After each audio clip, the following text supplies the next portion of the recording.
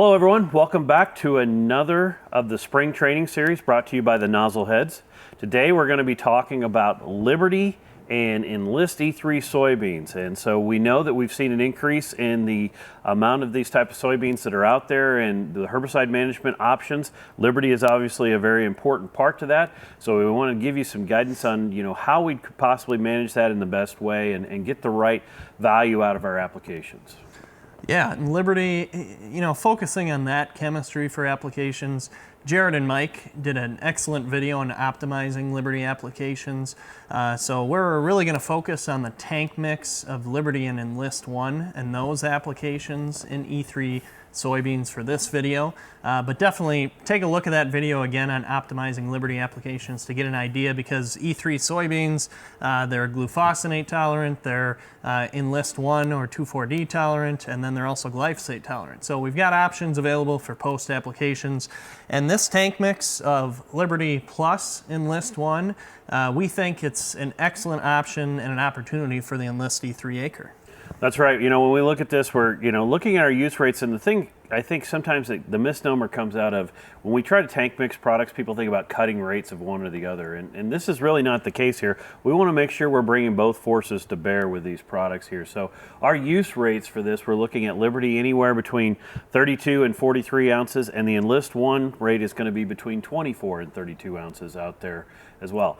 And then the next step that's important with this is the addition of ammonium sulfate in these Enlist beans, and that is looking at 3 pounds per acre in most of our areas that we're dealing with. Some areas do have a little bit lower recommendation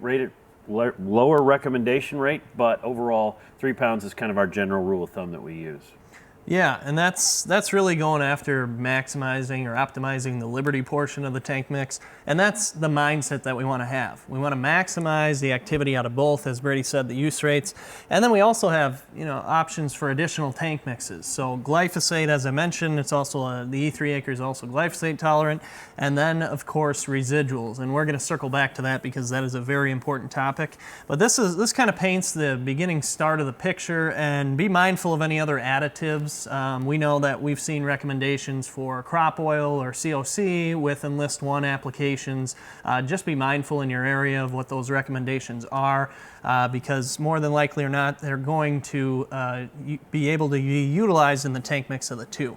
The other part of this tank mix is the actual application. And as we've mentioned before in the Optimizing Liberty video, and then on our talks about nozzles, Liberty loves smaller droplets, it loves higher gallonage, it's a contact herbicide. And Enlist 1, it's a systemic herbicide. So we got to find the right marriage between these two products. Right, and we need something that's there. Now, in the Enlist 1 system, of course, you have those limited nozzles that are listed on the label as far as what are available to be used. And so we want to stay within that realm to start with, but what's the best choice from within that? And we kind of arrived here at this spot here where we're looking at two nozzle types, the AI-TTJ and the AI-XR. Now the AI-TTJ, we're talking about a 11006 nozzle here, right around that 50 psi, 10 miles an hour. And like we talked about in our nozzle videos before is that, that 40 to 60 psi range, 10 to 12 mile an hour range type of thing, that's going to give us a 20 gallon per acre output that we're looking for. And so I really like that balance that's there. And that's going to give us a good quality application too. Very coarse is the droplet size. We're not going all the way up to an extra coarse, but it's giving us that very coarse. So maintains and able to keep that Enlist product on target from a systemic, but also produce enough droplets to give us good Liberty activity. Yes, and the AI-XR, I think most people out there are probably more familiar with the AI-XR than they are with the AI-TTJ. But nonetheless, both nozzles are fantastic options for, number one, optimizing and being on label for an Enlist 1 application, but also number two, allowing that Liberty to bring as much weed control power to the table as possible. And the other note down here, just bringing in some of those restrictions on approved nozzles and pressure for Enlist 1 applications. You can utilize the AI-XR, the AI-TTJ, the 110 06 nozzle, that would be the largest orifice size that's approved, the 06, as of this episode.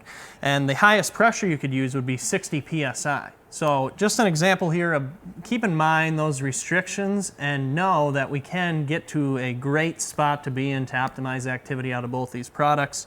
And really the last points here that we want to kind of bring home, we have multiple effective sites of action. So some of the things we're talking about optimizing that application, they're going to help keep it that way for as long as possible with this acre. Volunteer corn, increasing the rate of those products because of the antagonism that the 2,4-D or Enlist 1 brings to the table for Group 1 herbicides. That's where we need to be. So whatever that Group 1 herbicide you're utilizing to control volunteer corn is, look at that labeled rate per the volunteer corn height, and we're looking at adding 33% onto that use rate, and then make sure you also have an approved oil adjuvant in the tank as well.